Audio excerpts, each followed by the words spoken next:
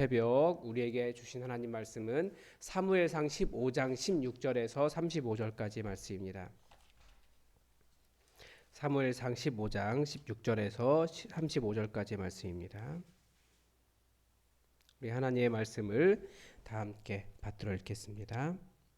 15장 16절입니다. 사무엘이 사울에게 이르되 가만히 계시옵소서. 간밤에 여호와께서 내게 이르신 것을 왕에게 말하리이다 하니 그가 이르되 말씀하소서. 사무엘이 이르되 왕이 스스로 작게 여길 그때에 이스라엘 지파의 머리가 되지 아니하셨나이까.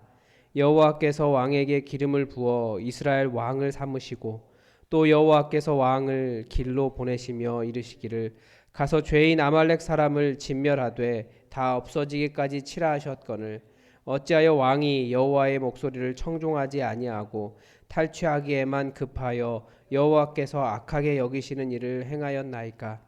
사울이 사무엘에게 이르되 나는 실로 여호와의 목소리를 청종하고 여호와께서 보내신 길로 가서 아말렉 왕 아각을 끌어왔고 아말렉 사람들을 진멸하였으나 다만 백성이 그 마땅히 멸할 것 중에서 가장 좋은 것으로 길갈에서 당신의 하나님 여호와께 제사하려고 양과 소를 끌어왔나이다 하는지라. 사무엘이 이르되 여호와께서 번제와 다른 제사를 그의 목소리를 청종하는 것을 좋아하심 같이 좋아하시겠나이까.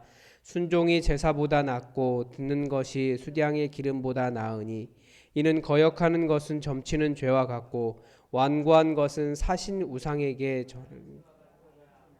왕이 여호와의 말씀을 버렸으므로 여호와께서도 왕을 버려 왕이 되지 못하게 하셨나이다 하니 사울이 사무엘에게 이르되 내가 범죄하였나이다. 내가 여호와의 명령과 당신의 말씀을 어긴 것은 내가 백성을 두려워하여 그들의 말을 청종하지 했음이니이다.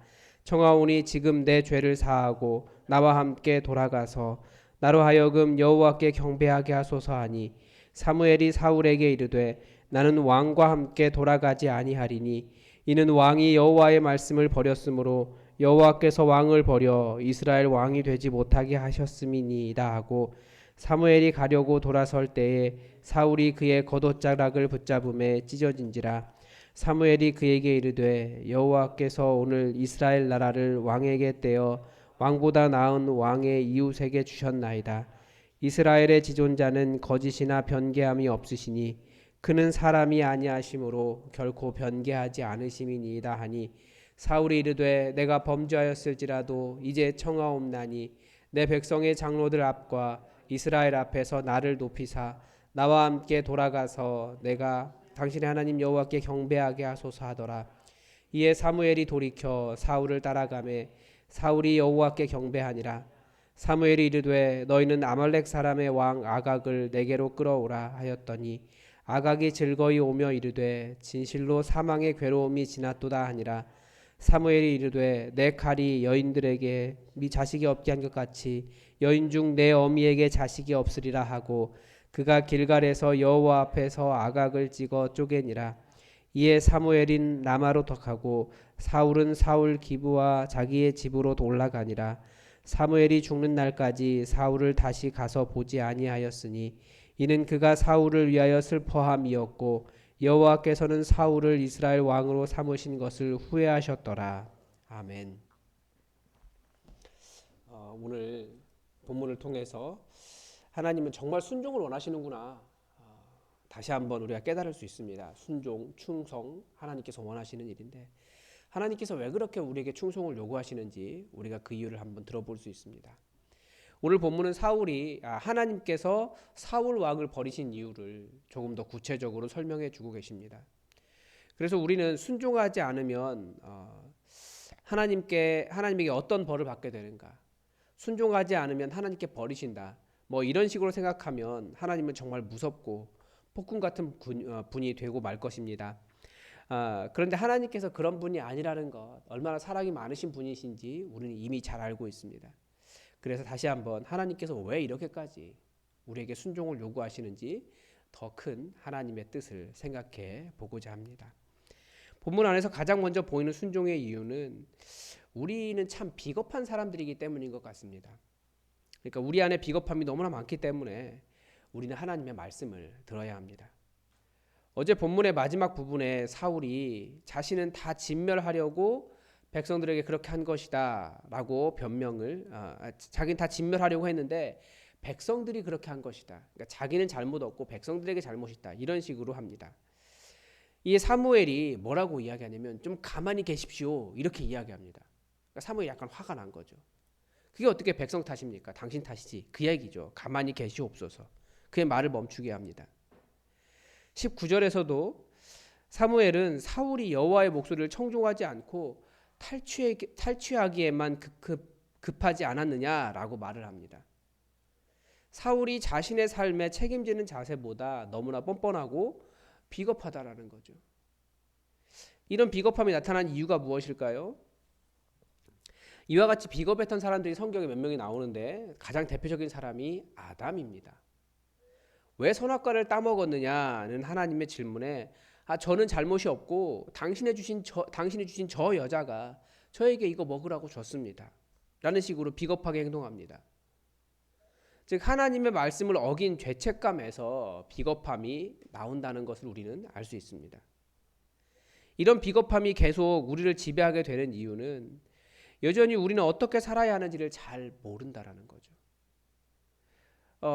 그래서 정직이라든지 뭐 공의라든지 사랑이라든지 순종, 충성이라든지 이런 성경적 가치들을 따르지 못하는 것도 사실은 그 하나님의 말씀이 무엇인지 모르기 때문에 우리 안에는 계속해서 부끄러움이 있는 겁니다. 수치가 있는 거죠.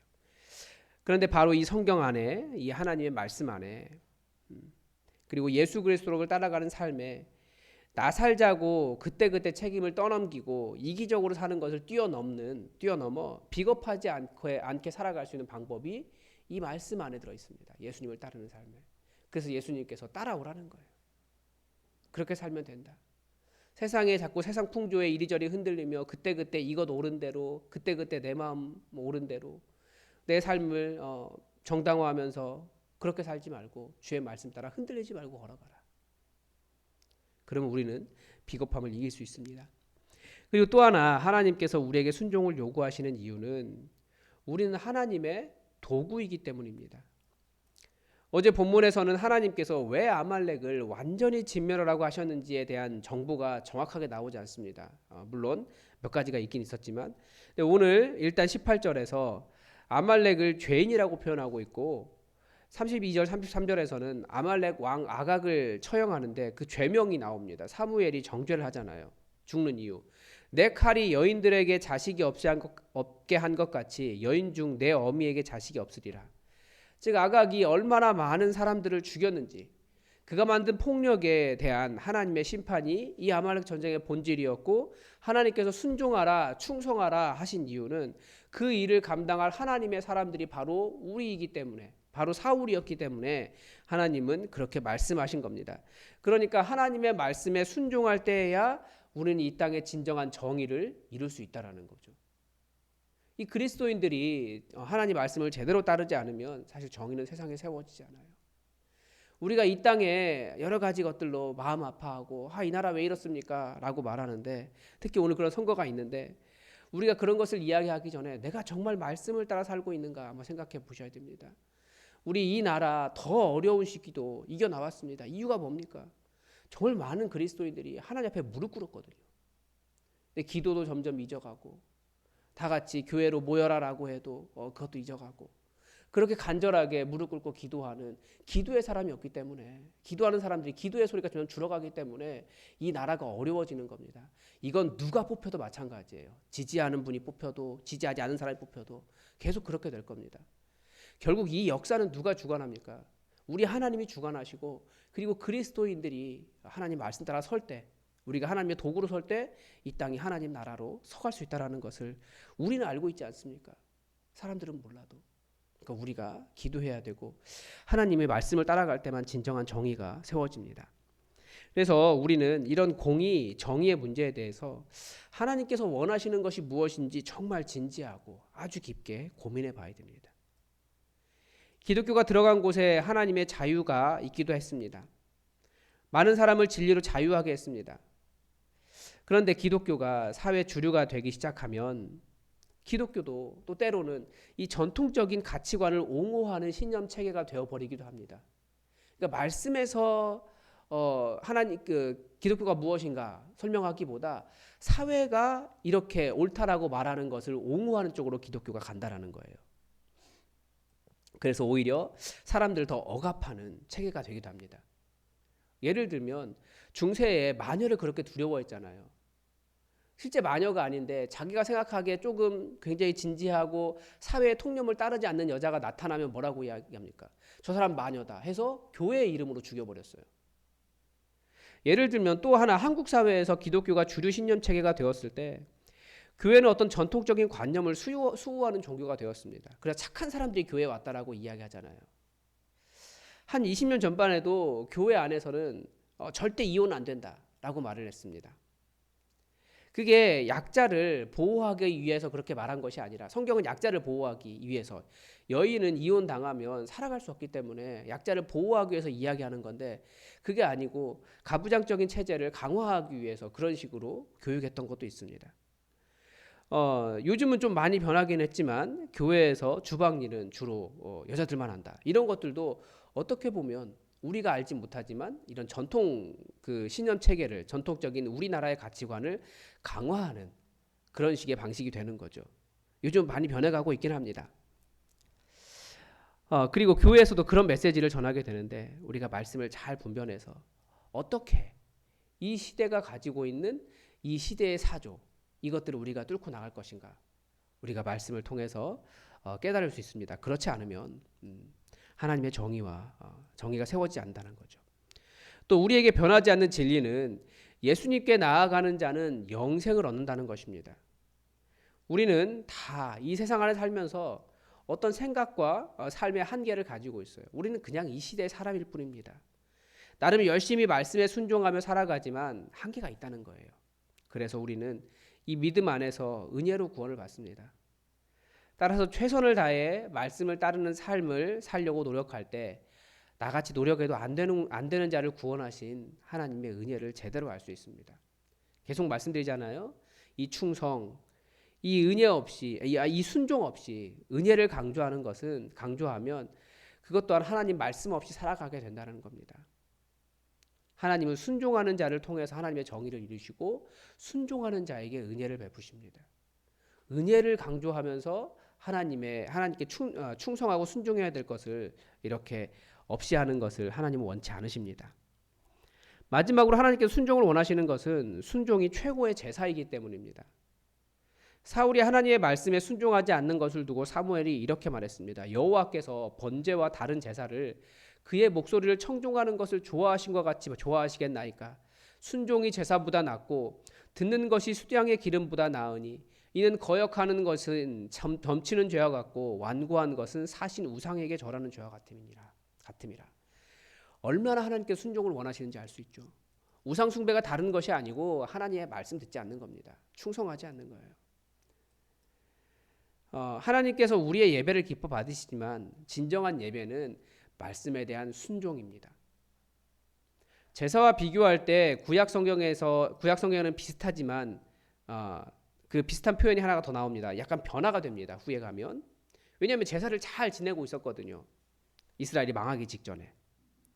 그러니까 제사가 문제가 아니었다라는 거예요. 그래서 이 말씀이 어떤 식으로 변화되냐면 하나님은 제사보다 긍휼을 원하신다 이렇게 표현되어 있습니다. 그런데 예수님은 이것을 조금 더 실제적으로 바꾸셨어요. 뭐라고요? 너희가 제사를 드리다가 형제와 화해하지 못한 것이 생각나거든. 제물을 내려놓고 형제와 화해하고 와서 제사를 드려라. 그러니까 이런 변화를 수용사라고 하는데 점점 제사보다 말씀에 대한 순종 이것이 더 강조되고 있습니다. 이유가 무엇이겠습니까? 제사 그렇게 아무리 드려봐야 하나님의 말씀도 없고 제사 그렇게 드리고 난 다음에 죄책감 덜고 나와가지고 그 깨끗한 마음으로 또 사람들 때리고 피 흘리고 그리고 무엇보다도 하나님 그렇게 제사 드리는 것이 무슨 소용이 있냐는 겁니다. 물어보는 겁니다. 그래서 점점 제사보다는 말씀에 대한 순종 그리고 그 말씀이 무엇이냐 그 계명이 무엇이냐 형제 사랑이다. 예수님은 그렇게 종결하신 겁니다. 예수님께서 우리에게 주신 계명 무엇입니까? 우리가 계속 기억해야겠죠. 우리가 정말 순종해야 될 계명은 하나님을 예배하기 위해 최선을 다하는 그 마음과 정성은 곧 형제를 그렇게 사랑하는 것이라고 말씀하셨습니다. 예수님께서 우리에게 서로 사랑하라라는 말씀을 하셨습니다. 여러분, 우리가 이 사랑의 계명을 이뤄갈 수 있기를 정말 우리가 간절히 바라고, 정말 내가 형제를 미워하는 것이 있다면 우리가 최대한 어떻게든지 마음을 바꿔야 됩니다. 그러니까 사람에게 헌신하라는 뜻이에요. 물론 그 사랑을 표현하는 방법에는 차이가 있을 수 있습니다. 그게 자라온 환경이나 아니면 여러 가지 자기 표현의 한계는 있을 수 있지만, 우리는 절대 이 사랑하기를 포기하면 그건 교회도 포기하는 거고, 하나님의 말씀 따라가기는 것도 포기하는 거고, 예수님의 십자가 따라가는 것도 다 포기하는 겁니다.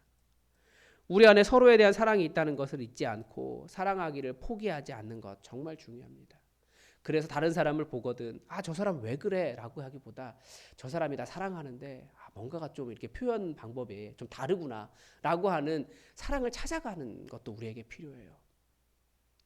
주님은 우리를 통해 하나님 나라를 만들어가기를 원하시는데, 이 사랑이 바로 하나님 나라 만들어가는 방법이라는 겁니다.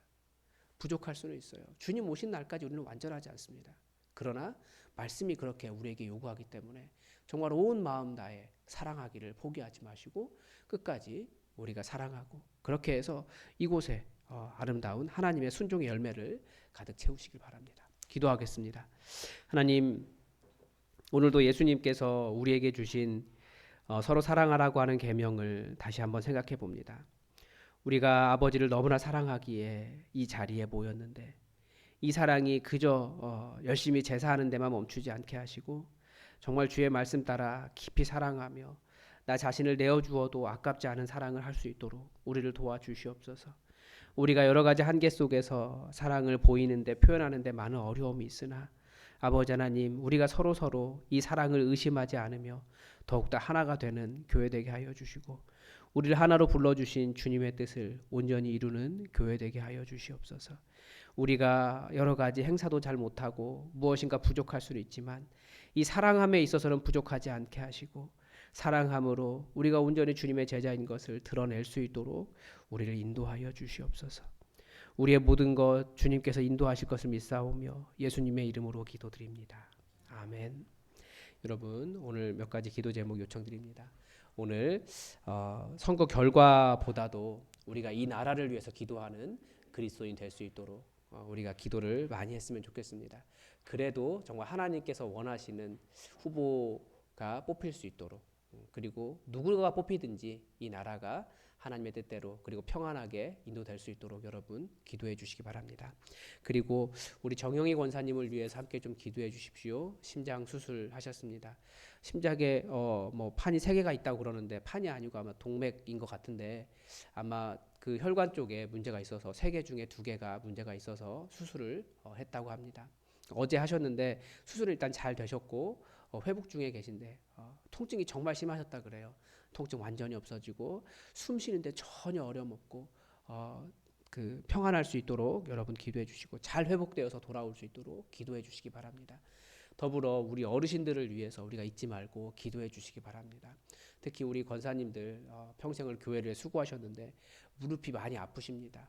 무릎 건강해서 교회 오고 가는데 전혀 어려움 없도록 함께 기도해 주십시오. 그리고 오늘 수요 기도에 또 많이 모여서 함께 기도하고 같은 꿈을 꾸고 찬양하고 말씀 듣는 그런 시간 될 수 있도록 수요 기도회를 위해서도 기도해 주시기 바랍니다. 다 함께 기도하겠습니다.